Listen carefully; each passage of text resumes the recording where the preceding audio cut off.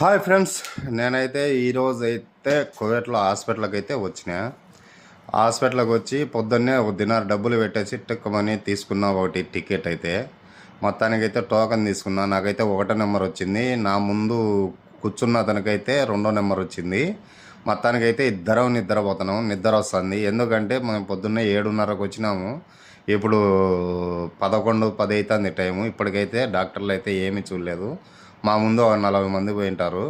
ఏమంటే నా అదృష్టం ఏంటంటే ఇప్పుడైతే నాకైతే స్కూళ్ళు లేవు. స్కూళ్ళ టైంలో అయితే ఇంకా ఎన్నికి వెళ్ళిపోవాల్సిందొచ్చు. ఇంత టైం వరకు ఉండకుండా ఇంకా వెళ్ళిపోవాల్సిందొచ్చు. 11 అయిపోయింది కాబట్టి. స్కూళ్ళు లేవు కాబట్టి ఇంకా ఎట్లో వెయిటింగ్ చేసుకుంటూ అట్టే కూర్చున్నా. మొత్తానికైతే ఇప్పటికైతే పిలిచినారు కానీ అయితే ఏం లాభం లేదు. ఏం చూసినారంటే ఏమన్నారు, జ్వరం అని చెప్పిన. ఇట్లా పెదాలు పగిలినాయని చెప్పేందుకు కానీ లేదు అవకాశం. ఓకే అయితే అని పేపర్ మీద రాసేసి ఇదో ఈ మందులు అయితే రాసి ఇచ్చినారు. ఇంకా